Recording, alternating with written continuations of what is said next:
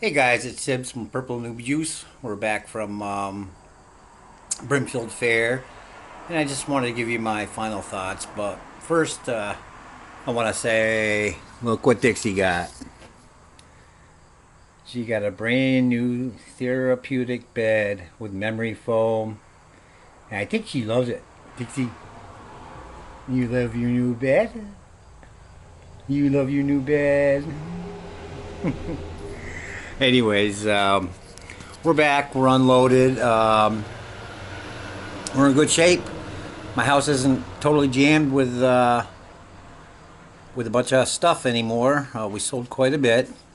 We did about little over $1,300 for the week, 6 days, averaging about 6, 7 hours a day selling, if that. So that's not bad. It's pretty good. I ended up not selling either one of my sewing machine tables, which doesn't bother me at all because now they're my end tables. I got one there, and I got one there with my little train set that I didn't want to sell anyways because it's rusty gold as far as I'm concerned. I was told I had a good eye because of the train set was all rusty, and some woman said, and she wasn't talking to me, she was talking to her husband. She says, "Look at that! Somebody stored that away in a barn for 100 years, and look how beautiful that is, all rusty like that." And I overheard her say that, and she ended up buying that lithograph from Catherine Klein, which was pretty cool because I spent 25 on it and I made 200. Um, just to just to let you know, that lithograph up there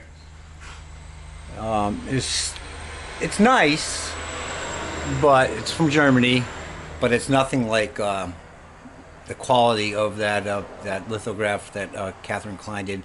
I found out she mostly did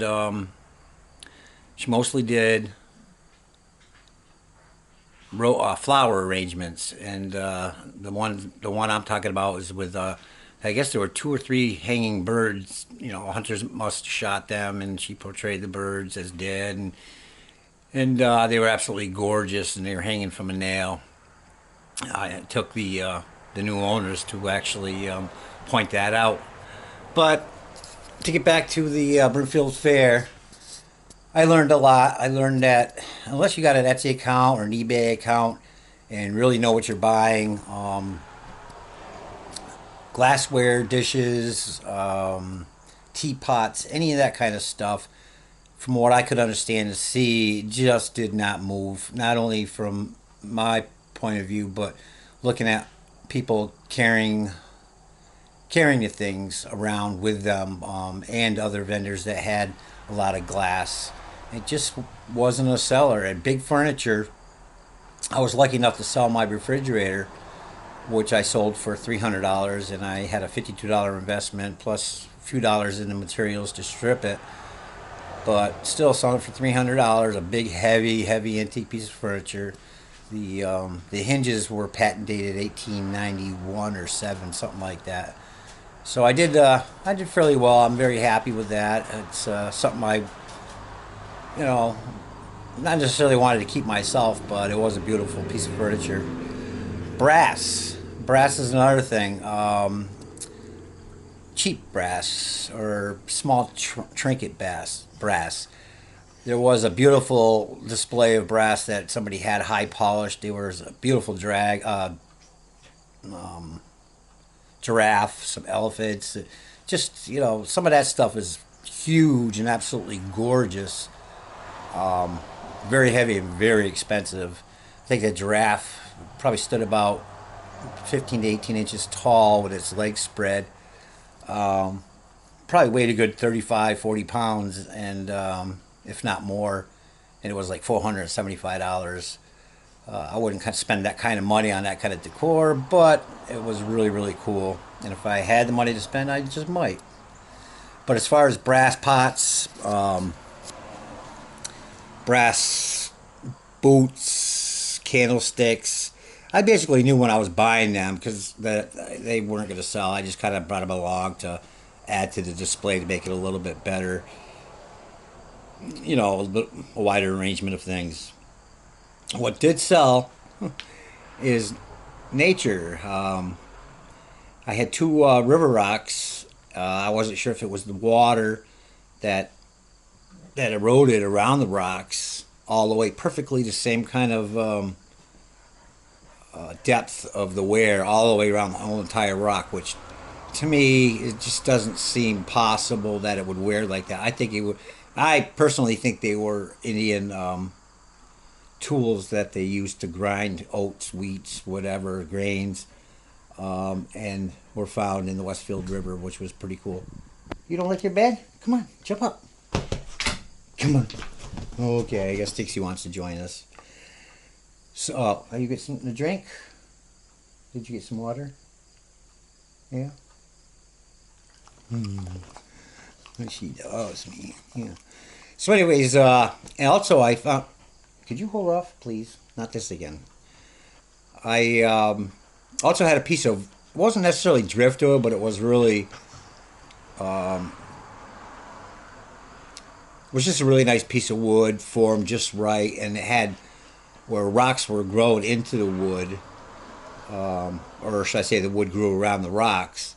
It was a really neat piece, and that sold along with those two river rocks.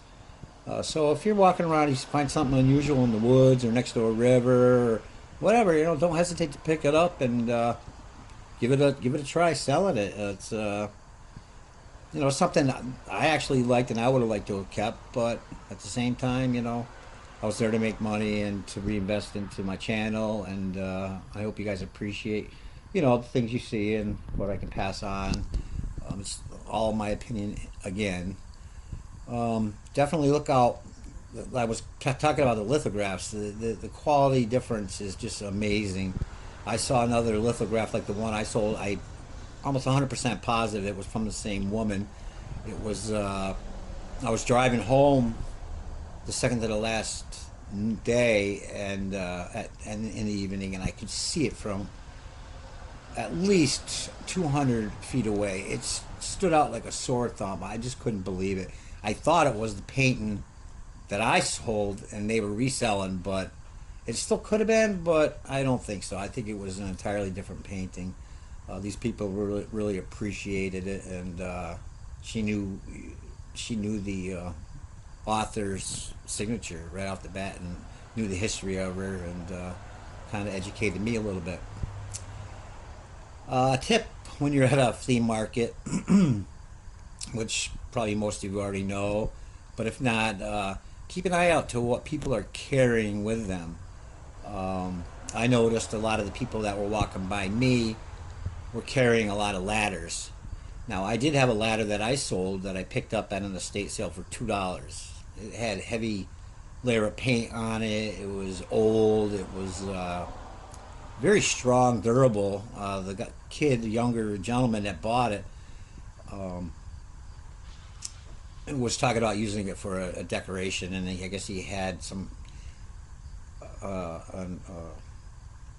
a woman. I'm not sure if it was his sister or not, but to help him decorate maybe his own apartment. Maybe he came from New York and he's got a condo somewhere or whatever. But I guess it was the decor that he was looking for, and he ended up coming back and buying it for $40, $2 investment. That's pretty good. But a lot of the people walking by were carrying smaller scale ladders, probably to hang on a wall and put knickknacks and stuff on the shelf. Other than that, I think cast iron things, really nice cast iron things sell well. I sold 2 sets of old bench legs. I had more than one person talk to me about the lion legs, and I actually had a pair in my basement that I forgot about that my daughter dug out. So I think it was the third day I brought them down there. I held them for a day for the first guy that was looking for him in case he decided to come back. I wanted to surprise him with it, but he ended up not coming back. So the next day I put it out, and I think within an hour they were sold. And the other set of legs I had were they weren't antique. They were made to look old. They were very heavy. And I sold the 2 legs, and then separately there was a back that had a floral arrangement, and I sold that for 30 bucks, just the back of the bench. So that's kind of cool. Um, Anyways, there's money to be made out there. Choose your picks wisely, depending on where you're planning on selling. There's a big difference between Brimfield and, let's say, a side of the road attraction, flea market type thing. People go to Brimfield to buy antiques and and nice things so that you can get them at a deal to resell. But and there's your collectors that go to buy to add to their own collection. But it was a really fun time, a learning experience. I met some people from all over the place, Texas and different parts of Maine, Pennsylvania. Very nice people, very polite. The host of the lot I was um, set up on, they were very nice. Um, I did mention the cast iron. It was the last pick of my tag sale. I bought two. One was yellow, one was blue, heavy cast iron brackets, and I spent $2 a piece on those, and a pewter pineapple candle dowser that I paid $1 for at the Goodwill, and I ended up getting $30 for a $5 investment, so I made $25 on that. A lot of the stuff I sold, I either got for free, had on hand, and a lot of it I did pick. So I'm pretty happy with what I did, but I definitely will do things differently for the next time. Hopefully, I do a spring show in Brimfield. I'm gonna see if I can't hold that spot. So it's a good thing also to go back if you're gonna do shows. If the more you visit the same show, the more times that the people get to know you better, including other vendors. And when they see what you bring and you're consistent and you bring the same kind of stuff, they'll look forward to that. Or if somebody buys something in your display and they can rely on that being there again, they might just come back the following year or the next time there's a flea market there to see what else you have. So you definitely gain a reputation when you're at a mart like that, and it's pretty cool. I did not get a chance to walk around other than within my own field, and I only saw half of it. My leg was still bothering me. I was kind of confined to my little area. It was nice in the shade for the most part around 2 o'clock on it. The sun, even though it might have been hot out there, I didn't notice it as much because there was a nice breeze, sometimes a little pain in the butt, but there was a nice breeze, and we did have giant pines behind us, so it was kind of cool, other than the pine needles and flakes of cones and stuff that were raining on down to our display a little bit. And I did have a cheesy tent, but at another way of looking at it, it was smaller. I stuff out on the in the open a little bit, so people didn't actually have to go into a tent. And I think having a variety of stuff is good, depending on what the variety is. Like I said, you want to stay away from inexpensive brass things. They just don't sell in plates and glassware and stuff like that. Have the unusual sells, ugly sells, and quality, high quality stuff sells. I'm not a professional. I used to do this years and years ago, 25 years ago. I did a lot of fairs, craft fairs usually. I built furniture and I used to make something off the wall just to see if it would sell. And it didn't even have a purpose, which is another point. A lot of times you want to buy things that are, or make things or purchase things that have multi-purpose uses. It could be for decoration. It could be where somebody can make something out of it, repurpose it. And medium-sized things. You don't want to overload on big items because they're harder to carry. I don't know if people always trust you to watch over their things. I offered to keep their stuff aside, and I actually had 5 or 6 people that did keep their stuff to the side with me. and they walked the show, and I think they came back. Some came back within the hour, some came back hours later, some came back right before they were closing. But it was nice that people have that faith and trust in you to purchase something, not just put a deposit on it and come back to get it. It was kind of cool.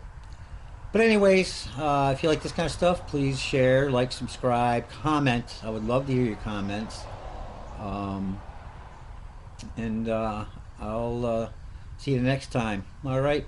Thanks, guys. Later.